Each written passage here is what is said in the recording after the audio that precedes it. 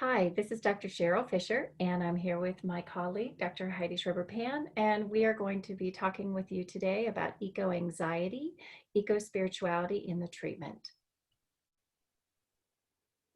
We're going to start with a mythic story, a mythic creation story, a story that is shared by the first people of the Great Lakes. In the beginning, there was Sky World. She, Sky Woman, fell like a maple seed, pirouetting on an autumn breeze. A column of light streamed from a hole in Sky World, marking her path where only darkness had been before. It took her a long time to fall. Hurtling downward, she saw only dark water below. But in that emptiness, there were many eyes gazing up at the sudden shaft of light. They saw there a small object, a mere dust mote in the beam. As it drew closer, they could see that it was a woman. Arms outstretched, long black hair billowing behind as it spiraled toward them. The geese nodded at one another and rose together from the water in a wave of goose music. She felt the beat of their wings as they flew beneath to break her fall. Far from the only home she'd ever known, she caught her breath at the warm embrace of the soft feathers as they gently carried her downward. And so it began. Resting on their wings, she saw them all gather. Loons, otters, swans, beavers, fish of all kinds. A great turtle floated in their midst and offered his back for her to rest upon. The others understood that she needed land for her home, and one by one, animals offered to help. Otter, beaver, sturgeon, and muskrat. So the strongest swimmers discussed how they might serve her needs. Before long, a stream of bubbles rose with a small, limp body of the muskrat. He had given his life to aid this helpless human. But then the others noticed that his paw was tightly clenched, and when they opened it, there was a small handful of mud. Turtle said, "Here, put it on my back and I will hold it." Sky Woman bent and spread the mud with her hands across the shell of the turtle. Moved by the extraordinary gifts of the animals, she sang in thanksgiving and then began to dance, her feet caressing the earth. The land grew and grew, not by Sky Woman alone, but from the alchemy of all the animals' gifts, coupled with her deep gratitude. Together, they formed what we know today as Turtle Island, our home. So welcome again. I'm Dr. Cheryl Fisher. I am the director of the Online Masters in Clinical Counseling program at Alliant International University. And I have over 20 years of clinical experience, as well as research interest in overall spirituality and the therapeutic benefits of engaging in nature. And I'm also the author of Mindfulness and Nature-Based Therapeutic Techniques for Children. And I am Dr. Heidi Schreiber-Pan. I'm the clinical director of Chesapeake Mental Health, which is a large mental health group practice in Towson, Maryland. And I am also a lover of integrating nature-based mental health.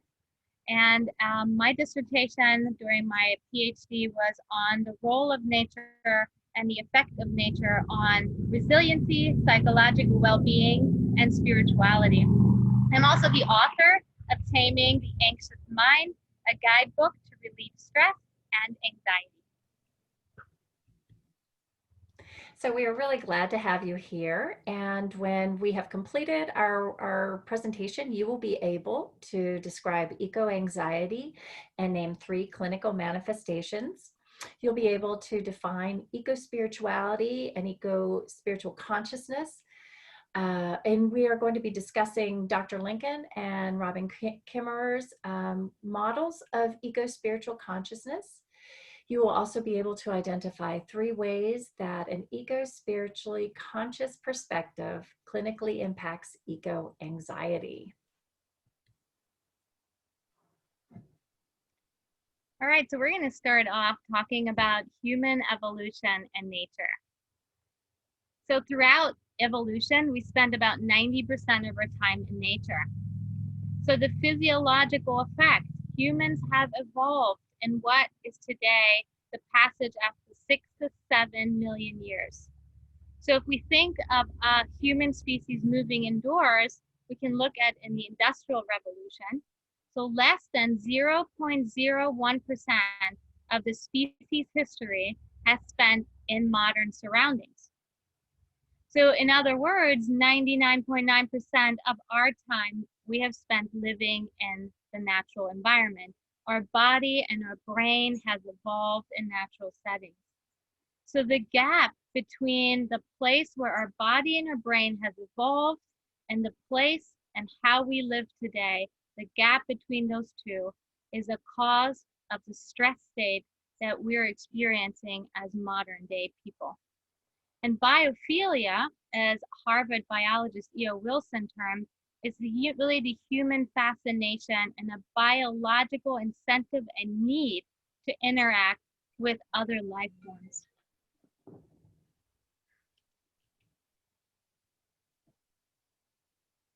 So let's take a look at the consequences of living in isolation and insulation from the natural world. So eco-separation, we're going to look at sort of from 3 different angles. We're going to look at it from the angle of species loneliness, from the angle of place blindness, and on domestication. So let's take a look at what we remember. We had this little trip into our past, and we realized that 99.9% of the time we have spent in outdoor environments. How do we live today? What's the contrast that we're seeing? Well, so let's take a look at how we live today. We live in concrete homes with artificial light.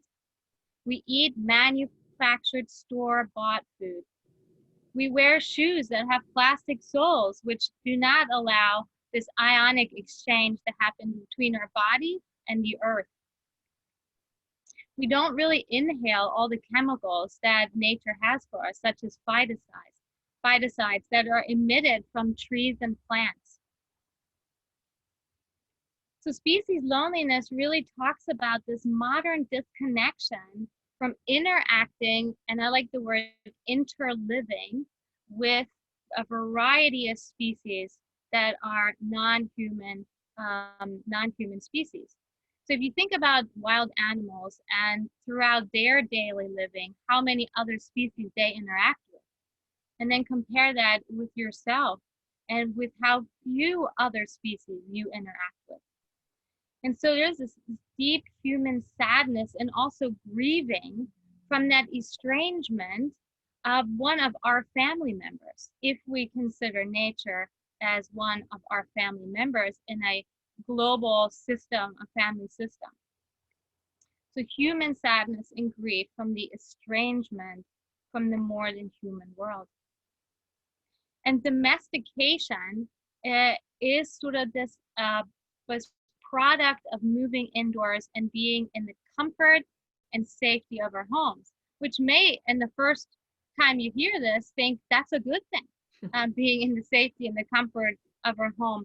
But there is there's a payoff to that. And I want to give you this quote from Micah Mortali, who talks about domestication. In creating this safety, creating places without edges, without danger, without risk, we have removed the element of gravity, the downward pressure that strengthens bone, muscle, and will. So place blindness. We're going to go back for a second to place blindness. And place blindness is sort of this idea of not knowing or not understanding or not perceiving or not having a felt sense of the natural world. So it is said that youth today can easily identify 5 different computer programming languages, but they can't name the trees in their own backyard. And so place blindness is being in an environment where you don't know the names and you do not know the stories of the beings around you. It is like attending a party and not knowing anyone's name of the other people attending the party. So the more we spend time out on the land and we explore and we learn about the land, the more bonding takes place to the land. And sort of in terms of place blindness, so the opposite of place blindness is topophilia, which is a love and knowing for the place.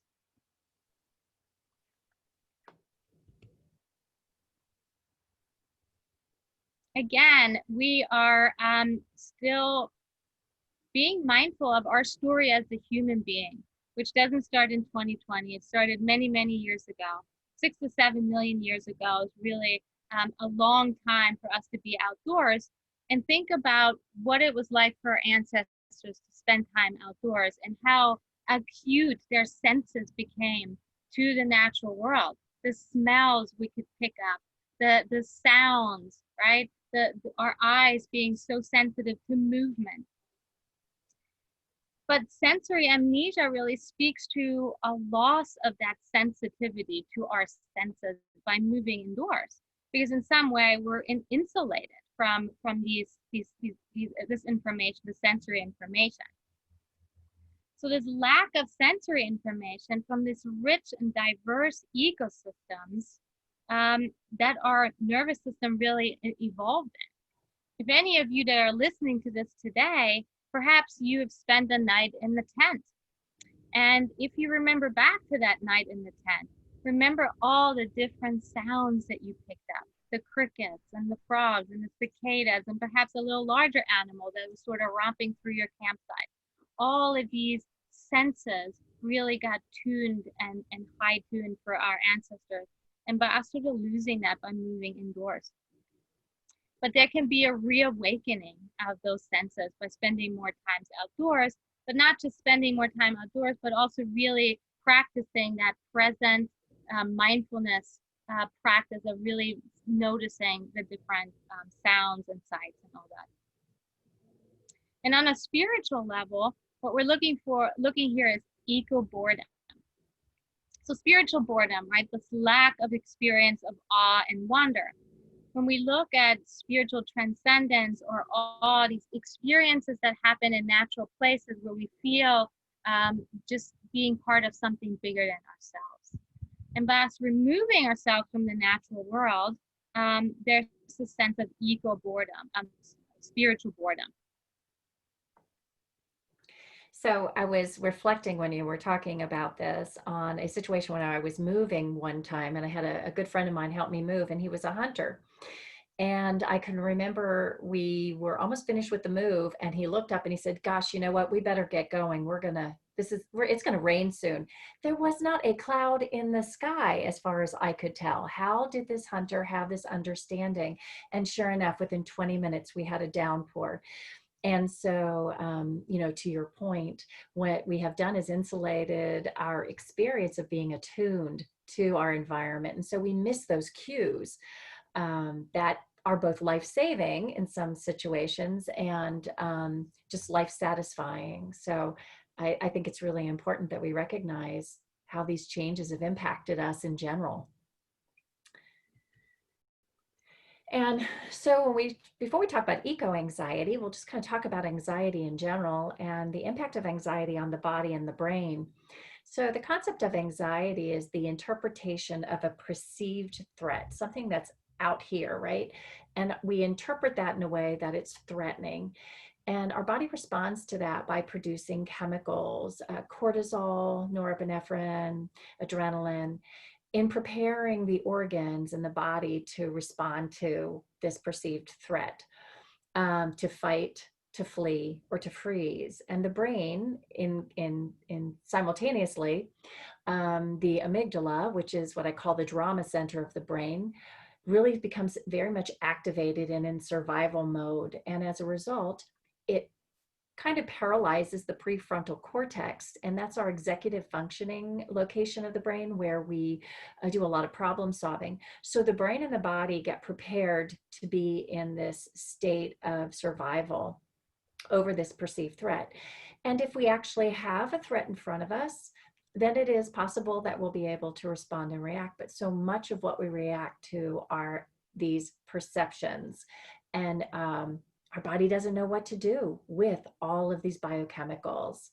And so we want to find, and it's harmful, as we all know, an abundance of cortisol, norepinephrine, and adrenaline in our system over time actually is harmful to our organs and our body. And that's where re-engaging and remembering our relationship with nature comes in. Engaging in nature provides us with an organic way of calming and soothing the body and the brain, and it does so by attuning us in a mindful way. So it reduces the activity of the amygdala, it increases the prefrontal cortex, allowing our executive functions to respond. And it does this by the center of the earth, the core of the earth, is like a battery, and it puts off negative ions. And when those negative ions are received by our body, are absorbed in our body, the body responds by reducing the cortisol, adrenaline, norepinephrine, and increasing serotonin. It creates this calm and alert state. Additionally, our green space, our forest, our trees, grasslands, bushes, all provide us with the biochemicals, photon sides. They could be terpenes or other byproducts. And when we inhale these or absorb these in our system, again, they reduce our cortisol, norepinephrine, adrenaline, increase our serotonin, and our body responds to that by lowering our blood pressure and creating this calm and alert state. So our body then moves forward and in a less reactive state and a more responsive state. It also provides us with this novel environment where, for example, when you see a red cardinal against a green backing of forest, bringing our attention and focusing our attention in a mindful way. And again, it does it simply organically by being natural setting. So when we talk about eco-anxiety, what we're referring to is basically a perceived threat to our natural environment. And that could be a natural disaster. It could be, for example, COVID, a virus. It's a very natural occurrence. It's just a virus being a virus. But some kind of threat to our environment that also threatens us and our lives and the lives of our loved ones.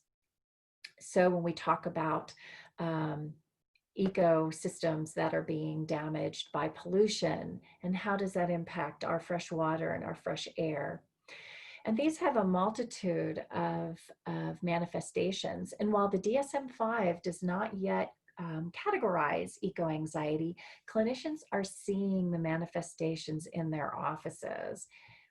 And it can look something like this. We could see trauma responses, hypervigilance, insomnia, generalized anxiety, this general sense of worry and concern, PTSD, feelings of helplessness, depression, substance abuse, and even aggressive behavior. So again, our perception and understanding that our ecosystems, that which is around us, that which we live in, is being threatened and threatens our livelihoods, impacts us in a very real way.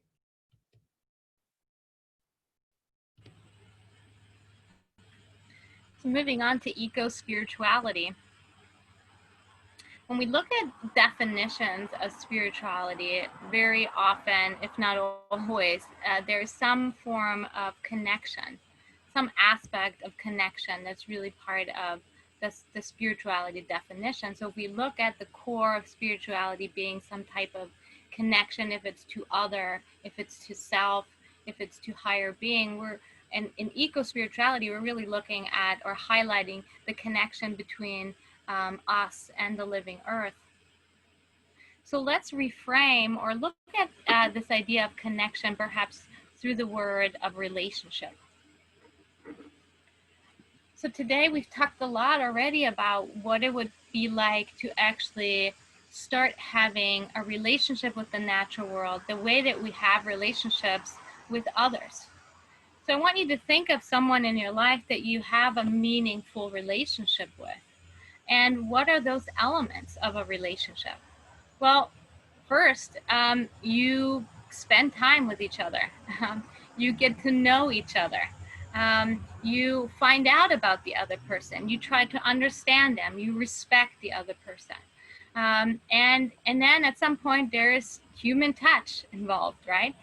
So what would it be like to take those elements and actually apply them to a human to nature relationship?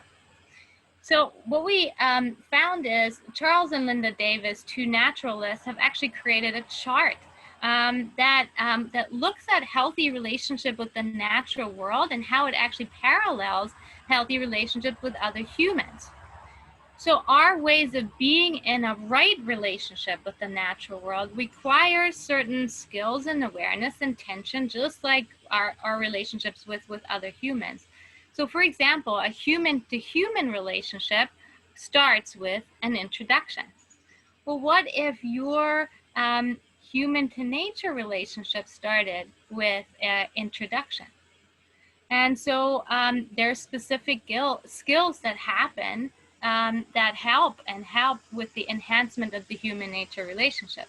So you can develop questioning skills and note-taking skills, and you can learn about nature organizations that can help with that skill of enhancing your relationship by introducing yourself. We can learn to recognize each other, knowing, again, the names of the different plants and trees. Spending time together, that's a big one. So how much time do we spend in the natural world to foster that relationship? What does it look like to bring respect to the relationship with the natural world, with the tree? What would that look like if it were a relationship really filled with love and respect and kindness? And also sort of this understanding of this mutual benefit, right? Practicing stewardship of natural resources. So this chart is available to you to just kind of look at what that would look like if you would spend some time fostering a relationship with the natural world.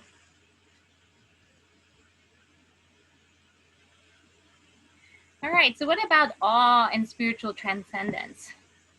So awe is really an interesting and somewhat new interest to a group of researchers, especially UC Berkeley is doing a lot of work on looking at the experience of awe. And what they found is that actually the state of awe is correlated with profound positive effects in people.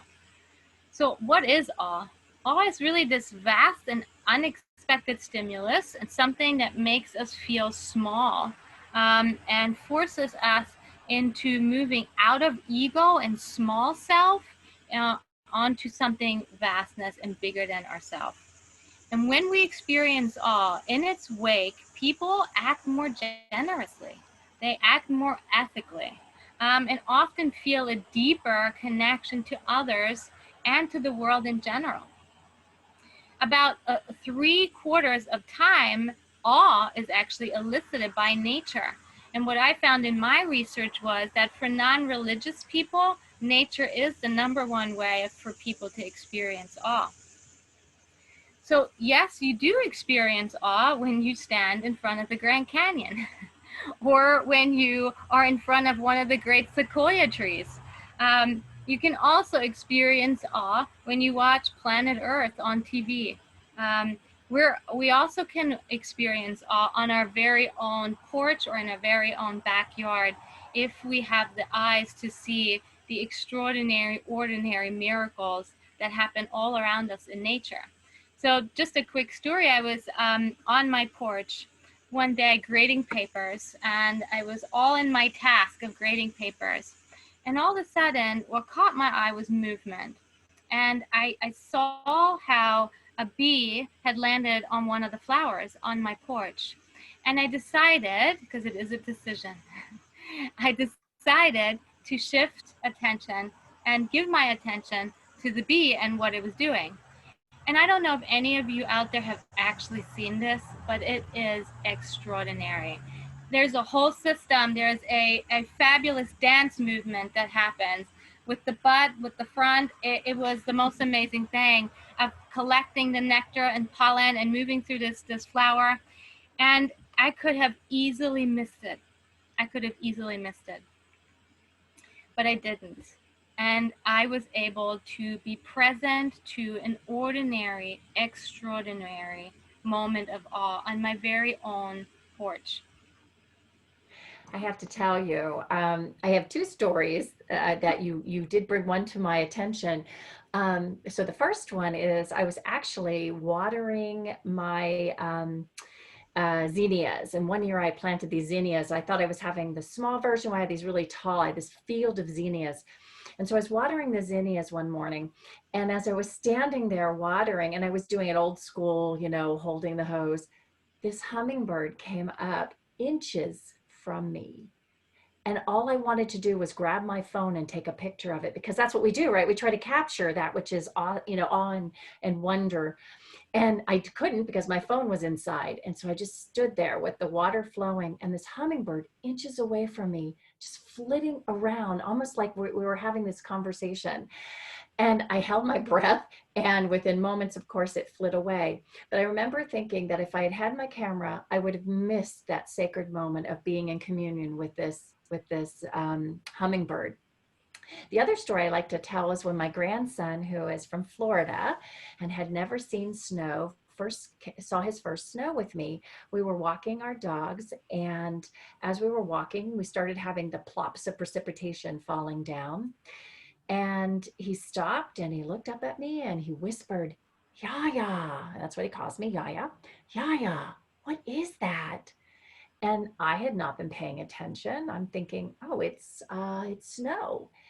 And he proceeded to extend his hands and his tongue, close his eyes, and spin in circles as he was receiving the gift of snow. And I remember watching him and thinking how profound it was to experience something for the first time through this young child. And again, with respect and reverence, he whispered through the whole experience of a snowfall. Thank Oh, you it for is. sharing that. Mm-hmm. All right, so spiritual transcendence. This is a little excerpt from a study that looked at spiritual transcendence in nature. And this is what one of the participants shared. She said, it's hard trying to explain the religious sense of nature. And you can use all the words like wonderful or awe, but it is hard to really find the poetics that I think describe nature in words. It is more like communing with the land and the sense of awe that you get. It is kind of spiritual.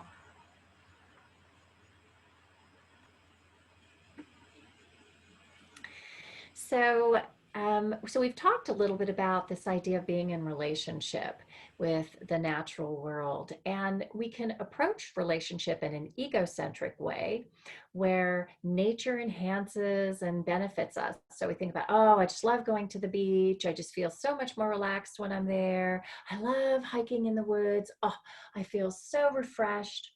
How, in other words, how does nature serve me, and using nature as a resource? And we equate it to a very similar, the I-it relationship that Martin Buber speaks of. So that nature becomes this object. What we'd really like to encourage and remind people of is a more of an eco-centric relationship, one where we recognize the reciprocal relationship, that nature is an extension of ourselves. And when nature is at risk, when our water's at risk, when our air is at risk, it does affect us. And in turn, we then are called to advocacy around that. And then looking at, again, the I thou relationship, a sacred relationship that Martin Buber speaks to. So here are two examples of eco-conscious models. And Dr. Schreiber-Pan, would you like to talk about Robin Kimmerer's? Sure, sure. So I'll start with introducing you to Robin Kimmerer. She's a fascinating person who is a scientist by training and part of the indigenous community by heart and soul, and brings together these two worlds. And she comes up with this eco-conscious model that starts out with this idea of really attending. So we wanna remember that none of this other stuff is gonna work, gratitude and advocacy, if we don't actually pay attention to the natural world. So being really aware and attentive to what is happening around us in the natural world, which then leads directly into gratitude.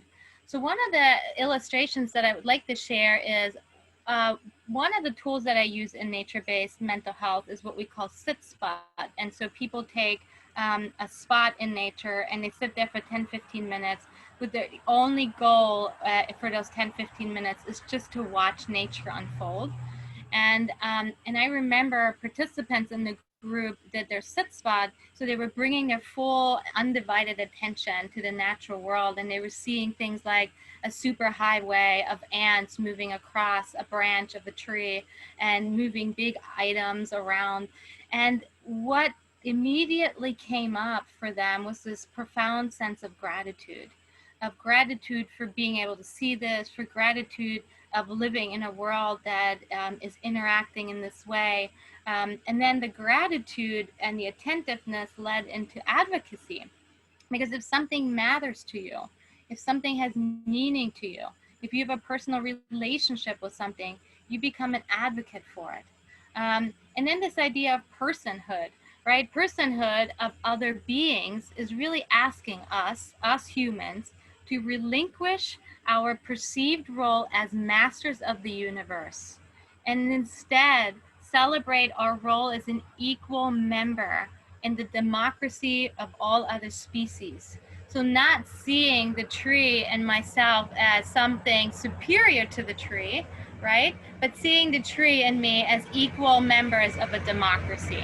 And then the last piece is really reciprocity, which is the sense of I give to nature and I receive, and nature gives to me and it receives from me. So the sense of reciprocity. So Dr. Lincoln is a nurse practitioner, a holistic nurse practitioner, and she did her research really looking at what it was that impacts the holistic nurse practitioners when they're serving others. What's their worldview? And she actually came up with these, what she calls essences. And how she frames it is that essences are interconnected. They're just like the light from a prism. And the essences that she found in her research were this tending, where we offer ourselves to fulfill a need for ourselves and for others, and that we take responsibility for not only healing ourselves, but also we recognize the role of sustainability in reciprocal caring relationships. So again, this idea of reciprocity, of tending, of sustainability, and looking at a more a larger than me view, right? An eco-centric view. She also talks about this concept of dwelling and being able to actually take measure, thinking about, being aware of our environment, being attuned to our environment. As Dr. Schreiber-Pan talked about the role of the tool Sit Spot, just really taking a moment to be completely and absolutely in the moment and aware of your surroundings. And then she spoke about this concept of reverence and being in awe and wonder and really understanding the sacredness of a moment of interacting with human and other than human species.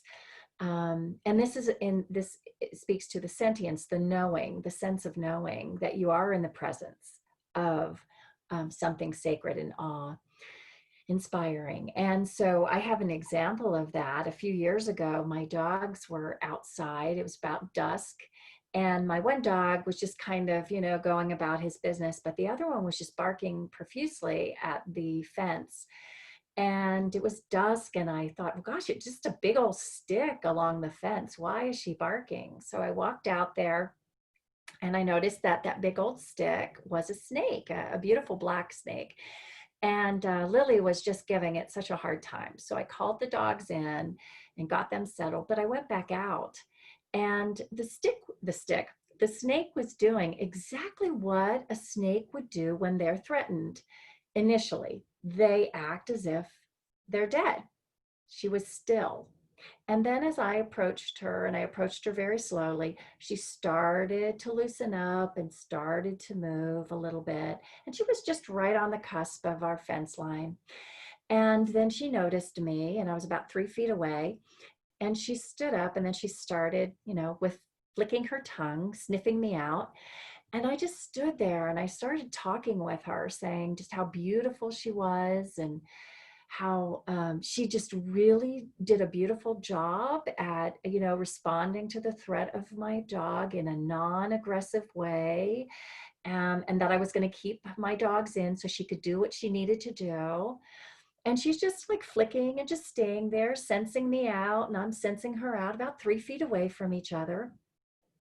And then I asked her, pleaded with her that she do whatever she needed to do, because when I let my dogs out again, I couldn't assure that they wouldn't come after her, and she'd have to do what she would have to do to protect herself. And so, almost as if there was a sense of understanding, she kind of leaned back and then started going up at this tree where I imagined she found a bird's nest, which was probably where she was headed to begin with. But in that moment, in that interaction, there was just a sense of being and connecting and reverence for each other being just who they are. The snake was just being who she was, and I was just being a protective dog owner. And the next morning, she was gone. But again, looking at this idea of attending, reverent sentience, and then this idea of connectedness and being really sharing space with another species. Okay. All right, so nature-informed psychotherapy. After I finished my dissertation, I really wanted to make it an applicable, practical, clinical way of informing psychotherapy. So where does psychology and ecology meet? So when we do nature-informed psychotherapy, it's really important that we start with assessment, right? Assessing a person's previous experience outdoors, basically finding out what is their eco-identity, previous experience, relationship with nature. Perhaps they had positive experiences in nature as children and have become too busy as adults to really interact. We can't really make assumptions that going in the woods is good for everyone. We have to be mindful of trauma, past trauma. We have to be mindful of race-related injury that happened in natural environments. So we have to assess the comfort level and the willingness for people to go outdoors. Taking people outdoors isn't the only way to practice nature-informed therapy. We can also bring nature inside. We have to be very kind of curious and mindful in how we want to design our space. My office has one of the walls has a huge painting of a tree, and all of the furniture is actually recycled wood. And so we, just by walking in, they feel like they're walking into a part of nature. A lot of natural light with some bird boxes on the windows for the birds to visit us in session. So there's different ways to bring it in if people are not comfortable going outside. So again, we have to assess, and in part of the informed consent is also perhaps talking about an outdoor waiver. And in the consent, we talk about, you know, the limits of confidentiality when we go outside, or what do we do if someone that you know walks up to us while we're doing a walk and talk session, or if someone walks up to the clinician and says, hey, how are you? I haven't seen you in ages. So how do we, a good idea is to rehearse all that inside, indoor session, and then the more clear we are about guidelines and how we're going to handle different situations, the more safe they're going to feel walking outdoors with you. The one thing to remember is you will feel a power difference when you walk outside, because your office in some way is sort of your area, right? With your signs of your credentials on the wall, it's your furniture. So there's immediately this sort of power established. When you walk outdoors and you have, you know, walk in the park, all of a sudden there is a little bit of a difference in power. And so it's important that you still stick to your professional boundaries, and you talk about, we're still going to just do a 50-minute session. This is where we're going to meet. And so just different little pieces to keep those professional boundaries going if you're, even if you're outdoors. I love that you offered the bringing the outdoors inside. I find that oftentimes I also do an assessment. I do an ecocultural assessment, which is really enlightening. There are some people who just say, "Yeah, me and bugs, I'm not going outdoors," and that's fine because I always bring some kind of herbs, seasonal herbs. I have a therapy dog that comes with me to the office. And there have been times when I've had a therapy fish, beta fish, that has been there to work with clients. And so I think there are lots of ways to bring nature into the office as well as assessing for that background. Sometimes we have situations where there are clients that have actually an ancestry, an indigenous connection to their ancestry that they haven't thought about or brought up in a therapeutic way, and we find that it actually really speaks to them on a very profound way. We can integrate that into our treatment. Yeah, and I think the last thing that I'll mention about this part is that when we talked about sort of assessing previous relationship with nature, there is a large number of people that their relationship with nature is based on fear. Fear of a thunderstorm, fear of discomfort that's going to happen when I'm too hot, too cold, fear of mosquitoes and ticks, right? And so our specialty at Chesapeake Mental Health is anxiety disorders. And so part of what we do is exposure work and helping people lean into the fears, right? And so that they don't orient their life around fear-based thinking. And that can include getting people more comfortable in nature and working with some of those fears. I love that, especially the mosquito part. So if you think about nature-informed therapy, we're really looking at a mind-body-spirit approach. The mind piece is really, it's really very present moment oriented. When you're outdoors, your senses are more engaged, you're more alert, you're not in the comfort and safety of your home, so your body and brain are a little bit more interested in the stimuli. And as Dr. Fisher was mentioning, this sort of novelty of movement and smells really is an ally in helping you stay present in the moment. Soft fascination is a concept that we're looking at in the brain, what happens when we are interested and alert, but also at the very same time relaxed and calm. And that's what we call soft fascination, which we see when people are spending time outdoors. Shinrin Yoku is a called forest bathing, or it's coming out of the forest therapy world. And it's a really sort of body-based, body somatic effectiveness. When you walk in a forest environment, your senses are bathing in the aromas and all these senses from the natural world. Specifically, they're looking into forest environments. And so within 15 minutes of forest bathing, of your body bathing in the senses around what the forest provides for you, there is amazing research that shows that your nervous system is really responding to that by activating your parasympathetic system. We see cortisol really dropping when the heart rate decreases just within 15-20 minutes of walking in a forest environment. And the other thing I really like about a nature-informed or outdoor sessions is that we can really create a somatic experience outside. If it is encouraging an adolescent to take their socks and shoes off and put their feet in the cold stream, and noticing what that feels like, giving up and noticing the cold. And we can practice distress tolerance easily in the outdoors because nature seems to always have some type of distress for us to work through. And then for the spiritual level, we're looking at really these opportunities for awe and transcendence. That is, in my opinion, harder to come by if we spend a lot of time indoors, and easier to come by if we mindfully engage in the natural world and finding these opportunities for experiencing awe and transcendence. So one of the things I just wanted to interject regarding Shinrin Yoko, so oftentimes when I'm presenting that information, people will say, "Oh yeah, but you know the accessibility to green space, you know, how is that?" And I was presenting at Fordham University a couple years ago, and um, folks were talking about this exclusion and accessibility. And so one of the beautiful things about research around Shinrin Yoko is that it's 15-20 minutes and that the impact lasts up to a week. And so I had to laugh because I said, gosh, you guys have Central Park right around the corner. That's a great place to meet with clients, even if it's once a week. It doesn't have to be daily, although heaven knows I would love daily.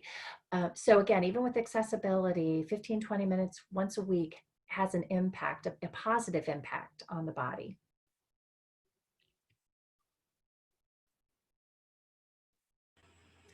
So we're going to talk to you about two different case studies. I'm going to start with a group case study. We're offering a nature-based stress reduction group experience that lasts for 6 weeks, and it has different modules that really addresses stress reduction, but on the other hand, it also addresses building relationship with the natural world. So those are two main goals with the NBSR group. So if you look through the modules, we really start with rewiring the anxious brain with nature in mind. Then we move into this idea of creating resiliency through nature connection. Then we talk about, well, distress tolerance, like we said. And this, by the way, all happens outside in pretty much any weather. The only time we cancel is during thunderstorms. But rain, we practice distress tolerance, right?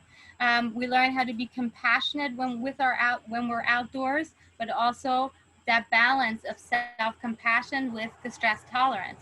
It's wonderful to do that outdoors.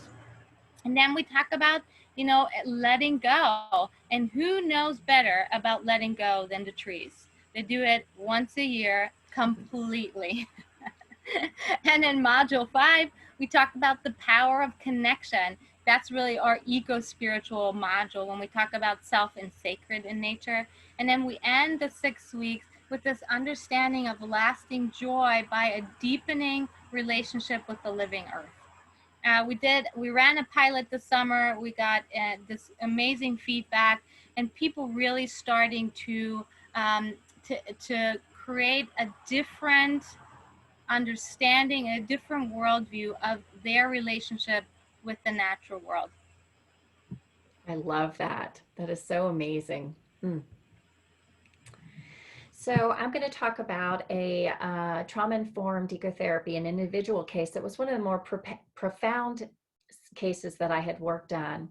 I had a 15-year-old rape survivor. She had actually been raped at 13 on her way home from school by 3 men. And she, by the time she came home, she had been bloodied and her clothes ripped. And by the time she walked home and presented to her mother called the police, and the police were not trauma informed. And so she experienced re-victimization again. And so it was a couple of years until she reached out for therapy, but she was reaching out because she was about the age where she was allowed to start dating. And she was really concerned about not being able to connect emotionally or physically with another person as a result of the rape. So she came in, even though this was something that she had wanted, she came in and for the first couple of sessions just sat in a fetal position, rocking back and forth and nonverbal.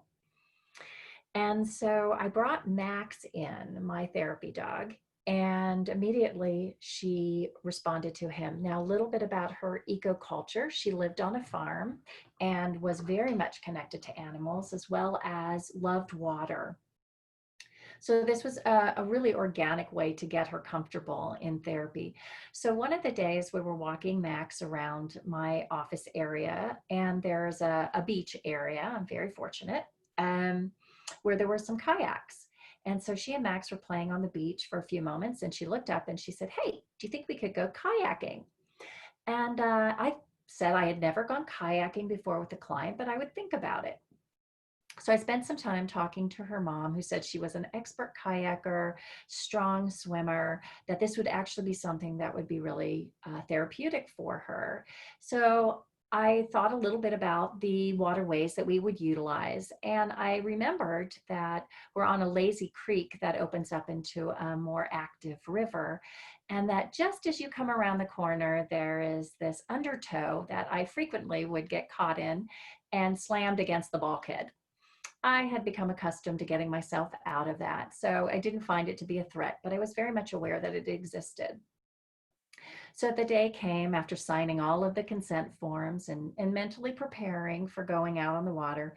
We took the kayaks out and we just kind of slowly maneuvered, just kind of talking very lazily through the creek. And then as we were about ready to come around the curve, I really had reflected on the fact that this client had done some amazing work, but she still held on to her rape story and anchored it in a way that was really creating a lack of movement and healing for her. And so as we were coming around the corner, I made the decision to allow myself to get into the undertow and basically slam my kayak against this bulkhead while my client was very safe outside of this tow area. But as I was approaching and being thrown against the bulkhead, I was paddling furiously, and my client was yelling, "Cheryl, Dr. Cheryl, don't fight it, don't fight it." What? I yelled from the bulkhead. No, you've got to stop fighting it. You've got to let it go. Let it go. Just let go and let the tow bring you out. And I was like, what? And finally I released, of course, my paddle, and I was pushed out by the wave, and I was then able to correct my course with the kayak to my client. However, by the time I got to her, her arms were crossed and she had this cynical teenage look on her face, scouring, and she said, "You knew how to do that already, didn't you?" I said, "Maybe." And she said, "You want me to try to release and surrender and stop fighting my story." She said, "Stop fighting my story." And I said, "Maybe." And it was at that point in time we were able to tie up and talk about and process what it was like for her to anchor herself to her story, and what would it be like for her to surrender, to release, to recognize that her story informs her, but it doesn't define her full narrative. So after spending time, we went back, and for the next few weeks, we continued to process. And after about, I don't know, 2 months, she announced to me that she was ready to return back to the site of the rape. So I fiercely prepared her in many ways what it would be like to return to the site of her violation. Talked with her mother, and on the day that we were due to do that, her mother was going to drive her and I was going to meet them. And as we got there, she got out of her car, and in her hand, she was carrying some plants. And to this day, I tell you, no one could have prepared me for what I saw. She proceeded to slowly and very reverently approach the tree. And then she wrapped her arms around this big old oak tree and she extended her gratitude. She thanked the tree for being there for her. She thanked the tree for holding her up when she didn't know if she was even going to survive the rape. She thanked the tree for holding her story. And in gratitude to the tree, she planted the paper white flowers around the baseline as a remembrance of their relationship in gratitude. And I tell this story as a reminder that our stories don't exist in exclusion to our natural environment. The wars, the famines, political disarray, racial dissent, and even our celebrations, births of children and weddings, all happen in the context of our environment, of our world. And I think it's important for us to remember that and honor that when we work with our clients and in our own lives. So I'd like to share a poem by Mary Lou Awakta that speaks to this concept of reverence and relationship. And she writes, when the people call the earth mother, they take with love, and with love give back, so that all may live. When the people earth it, they use her, consume her strength. Then the people die. Already the sun is hot, out of season. Our mother's breast is going dry. She is taking all green into her heart and will not turn back until we call her by her name. So next steps and upcoming events. We have a nature immersion weekend at Chesapeake Mental Health that we offer twice a year. So you're invited to check that out. And then the nature-based stress reduction course is going to continue throughout the year with different sections throughout different seasons. If you're interested in integrating nature and meditation and mindfulness practice, check out Mark Coleman. He's a wonderful meditation instructor, and in terms of bringing in nature as well. And then Washington, D.C. is the headquarters of Center for Spirituality and Nature, and they do wonderful events, including something called Church in the Wild. And if you are ready for some more reading on the topic and more examples of how to practically apply what we've talked about today, Dr. Heidi Schreiber-Pan has an excellent book, Taming the Anxious Mind, a guidebook to relieve stress and anxiety that has tons of great ideas and examples. And then my book, Mindfulness and Nature-Based Therapeutic Techniques for Children, is a workbook, again, just stocked filled with examples and practical applications to that which we have talked about. We would love to thank you for joining us, and we certainly hope that if you have any questions, you'll reach out to us, and that you will integrate this understanding of our relationship in nature in your own practices. Dr. Schreiber-Pan, do you have any final words?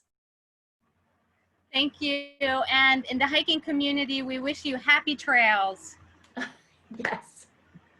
Take care, everyone. Thank you for joining us.